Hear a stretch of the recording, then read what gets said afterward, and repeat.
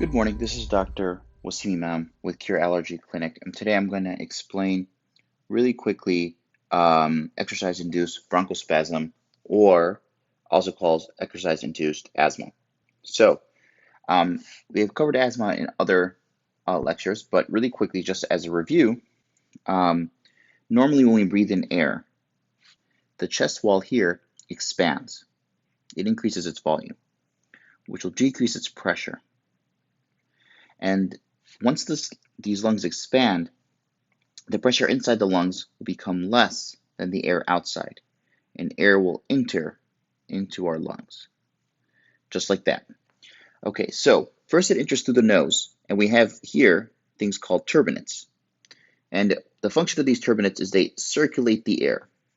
When you circulate the air, you end up humidifying the air, and you end up removing any allergens, irritants, and things like that. The air becomes more moist, the air becomes warmer, and it comes into this environment a little bit better. The bronchi, and then through the airways, and then down into the lungs.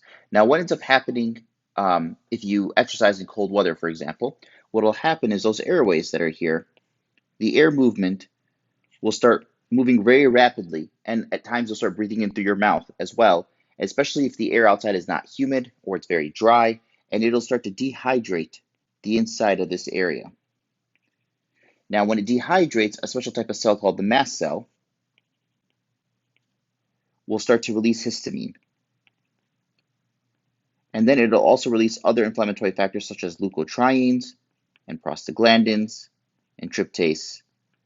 But what we have to remember is essentially the leukotrienes right now are the most important, and the histamine.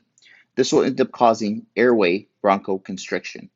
So the airway will end up closing off. It'll also cause some mucus production and inflammation inside the airway. And that'll decrease the airflow that we can get in and out, and that'll end up causing symptoms. So this occurs usually with a person who's exercising outside, running, for example. Say it's cold weather on that particular day, but it can happen anywhere, wherever there's increased hyperventilation, such as swimming or any other sport, such as.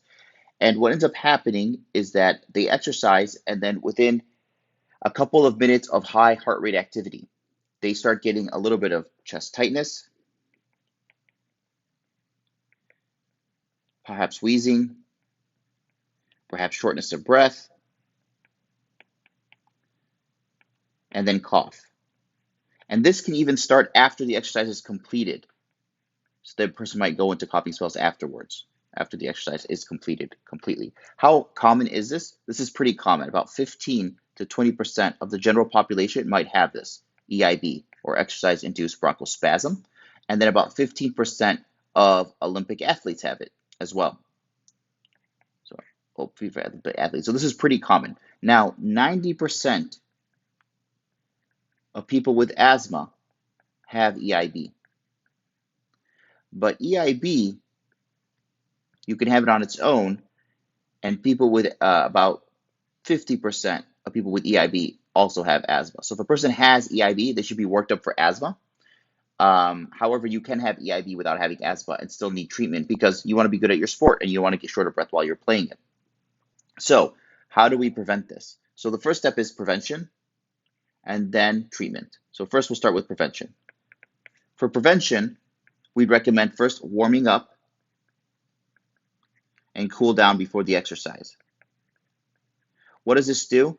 Well, these mast cells, they don't have unlimited amount of histamine and leukotrienes. So if they release a lot all at once, you're going to feel it. But if they start releasing it slower over time, which would the warm up will allow you to do, you might not feel it as much. And there's a refractory period, in which case you'll warm up, they'll start releasing, they'll be a little bit less sensitive, and then all of a sudden you exercise and you won't really feel the difference. So that's one of the options. The other option is, as we mentioned, because you want to breathe in through your nose, you want to avoid mouth breathing. Now, normally this might vary per sport how they recommend you breathe, but in general, if you start breathing in through your mouth, you're going to get air in and out in large quantities that's dehydrated, and you're not giving your nose a chance to hydrate the air. Therefore, you'll dehydrate the airways and cause the mast cell release. So avoid mouth breathing. Then the next one is, which is not very attractive to most competitive athletes, but if a person has this really bad and isn't getting medical treatment, then they should train less than 20 hours a week with high intensity exercise that requires breathing heavily. So 20 hours per week. So how would you do this and still be in shape? You would have to cross train. So if you were running outside, you would want to run for less than 20 hours per week, and then you would want to focus on something else like doing core exercises, doing weights at the gym, something like that. Okay. Now, as far as treatment is concerned, this can be treated. So you might have to decrease exercise, but we can do a short-acting bronchodilator, also called a SABA, such as albuterol. And you can use this 30 minutes before exercise. Now, if you use it more than 4 times per week, you start developing tolerance to it, though. So you might need something else in that case. Because the mast cells release leukotrienes, we can do a leukotriene inhibitor, such as montelukast. We can also do a low-dose ICS, or inhaled corticosteroid, such as inhaler Vent, QVAR, etc. There's a lot of different inhalers, and we have a review inhalers on another video. Now, another really good option is to control your asthma. Remember, 90% of people with asthma have EIB, and 50% of EIB have asthma. So if you have undiagnosed asthma, controlling that asthma will help the EIB symptoms so that you can stay in shape.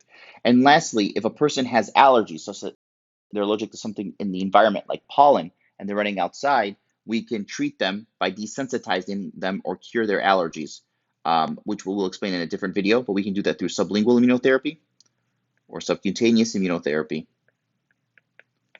in order to get rid of those allergens. Now, if a person has a problem with inflammation in their nose, we can treat that with intranasal corticosteroids, such as Flonase, which is available over the counter. So that's kind of a quick overview of exercise-induced bronchospasm, why you might have it, what treatment options might be, and how an allergist might help diagnose it. I hope this helps. Thank you. Take care.